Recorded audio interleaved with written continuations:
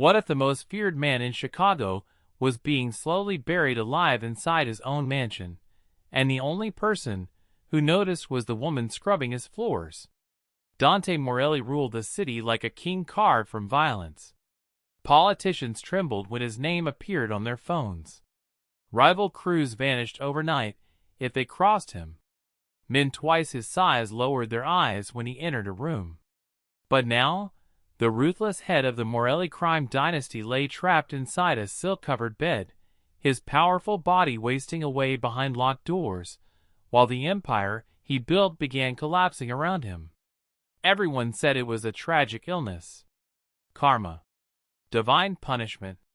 The newspapers called it a mysterious neurological disease.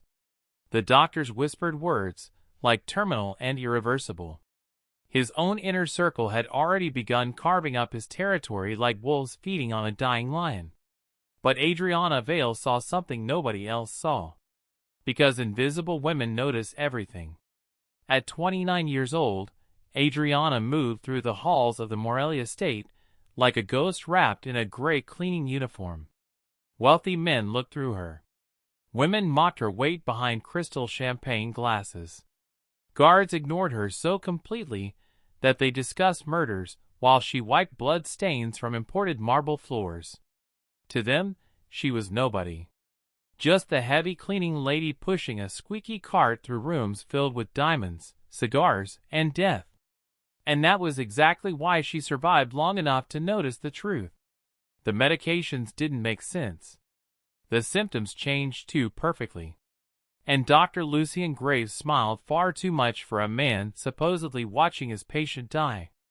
Then one rainy morning, Adriana overheard a conversation she was never meant to hear. A conversation about poison. A conversation about betrayal. A conversation that would place the entire Morelli empire, and Dante Morelli's life, into the trembling hands of the invisible woman everyone underestimated. The Morelli estate stood on the northern edge of Lake Michigan, like a fortress built by men who believed money could make them untouchable. Black iron gates surrounded the sprawling property. Armed guards patrolled the perimeter through falling snow. Inside, imported Italian chandeliers glowed above marble floors so polished they reflected every shadow moving through the mansion.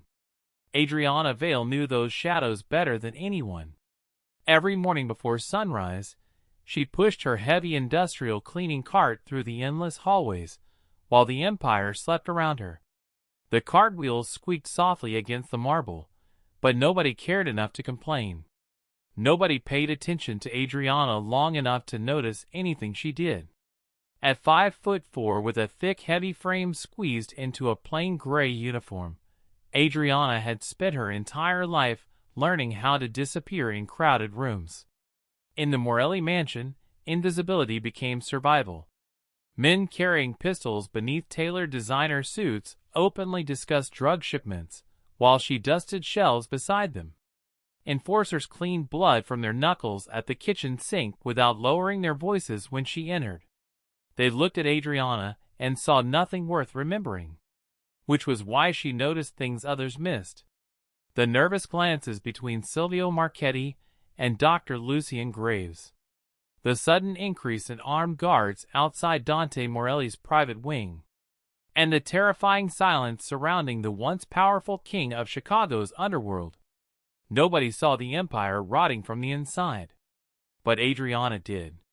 And deep in her gut, beneath years of humiliation and silence, a dangerous feeling had started growing.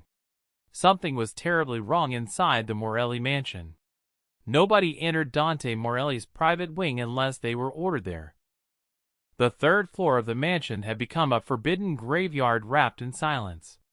Guards stood outside the double oak doors day and night with rifles strapped across their chests, their cold eyes tracking anyone who walked too close. Even the house staff whispered when speaking about the boss now. Some said Dante couldn't speak anymore. Others claimed the disease had eaten away half his mind. A few believed he was already dead, and the family was hiding it from the city until a successor was chosen. Adriana tried not to listen. But fear traveled quickly through rich houses. Late one afternoon, Mrs. Davenport cornered Adriana inside the laundry room while workers rushed nervously around them folding expensive silk sheets and towels. The older woman looked exhausted, her hands trembling slightly as she adjusted her glasses. "Sophia quit," she muttered quietly. Adriana looked up. "Quit?" Mrs. Davenport nodded grimly. "She went upstairs to change Mr. Morelli's bedding. Came back crying and nearly fainted. Packed her things an hour later." A heavy silence settled between them. Then came the sentence Adriana dreaded. "You're taking over the third-floor cleaning duties starting tomorrow." Her stomach tightened instantly. Nobody wanted that assignment. Nobody wanted to step inside the bedroom of a dying monster. But as Adriana slowly folded the towel in her hands, something darker than fear crept into her chest. Curiosity. Because monsters didn't usually terrify armed men into whispering. And for the first time since Dante Morelli became sick, Adriana Vale was about to step directly into the devil's bedroom. The air inside Dante Morelli's bedroom smelled like expensive cologne, rubbing alcohol, and slow death. Adriana pushed her cleaning cart quietly across the massive Persian rug, the heavy oak door shutting behind her with a deep echo that made her pulse jump. Thick black curtains blocked the morning sunlight, casting the enormous room in shadows broken only by the dim golden glow of antique wall lamps. Then she saw him. Dante Morelli. The man who once ruled Chicago's underworld with terrifying brutality now lay motionless in a massive mahogany bed surrounded by 4 machines and medical equipment. His powerful frame had withered beneath the black silk sheets. Sharp cheekbones cut through pale skin. Dark circles hollowed his gray eyes. Thick tattoos still covered his arms, but the hands that once held entire criminal empires together now trembled weakly against the mattress. Adriana lowered her eyes quickly and began dusting the bookshelves near the fireplace. But something felt wrong. Very wrong. Dying men usually looked defeated. Dante Morelli looked furious. Even through the exhaustion, rage burned behind his half-open eyes like a trapped animal clawing at a cage. Suddenly, the bedroom doors opened. Adriana immediately stepped behind a marble column near the bathroom alcove, clutching her rag tightly as footsteps approached the bed. "You're progressing faster than expected," Dr. Lucien Graves said calmly. Silvio Marchetti chuckled softly beside him. "Good," Silvio replied. "Another 2 weeks, and the empire finally becomes mine." Adriana froze. Her blood turned ice-cold. Because dying men weren't supposed to have inheritance deadlines. Adriana pressed herself tightly against the cold marble wall, barely breathing, as the 2 men moved closer to Dante's bed. Dr. Lucien Graves opened a silver medical case beside the 4 stand with calm, practiced movements. Not the movements of a desperate doctor trying to save a dying patient. The movements of a man following a routine. "That dosage this morning nearly stopped his respiratory function," Graves muttered quietly while preparing a syringe filled with clear liquid. "Another week of thallium exposure, and the nervous system collapse will become irreversible." Silvio poured himself a drink from the crystal decanter near the fireplace, completely relaxed. "And he still can't move?" Graves smirked faintly. "The paralytic keeps him trapped inside his own body. He hears us sometimes, I think, but he can't do anything about it." A dark silence followed. Then Adriana heard it. A low strained sound from the bed. Not weakness. Rage. Her eyes slowly drifted toward Dante. His jaw twitched violently beneath the dim lighting. Veins pulsed against his neck. And despite the heavy sedatives clouding his body, his gray eyes had shifted toward the 2 men discussing his murder right in front of him. He could hear every word. Dear God. The realization nearly knocked the air from Adriana's lungs. This wasn't sickness. This was torture. Graves injected the syringe directly into Dante's foreline without hesitation. "By the end of the month," he said coldly, Chicago will believe Dante Morelli died naturally. Silvio raised his glass with a smile. To new kings.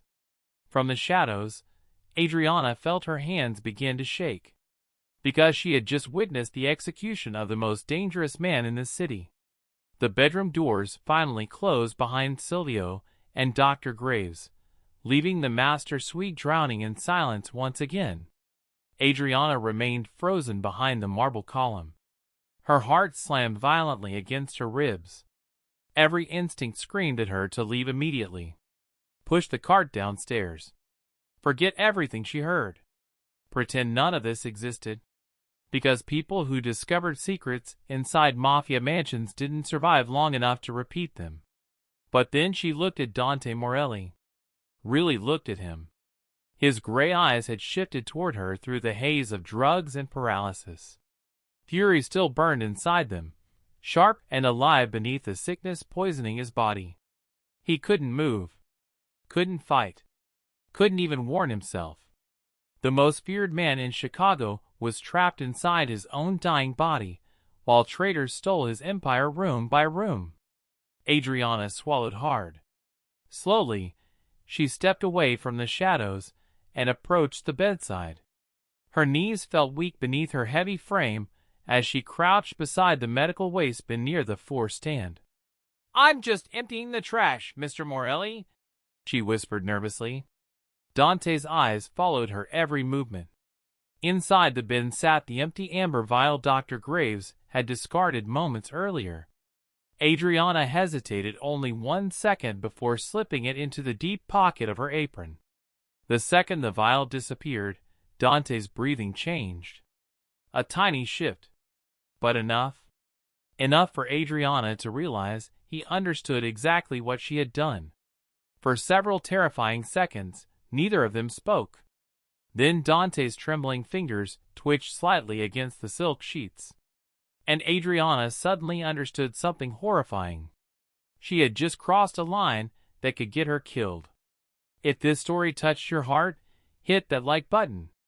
Subscribe so you never miss a story, and drop a comment telling us where in the world you're listening.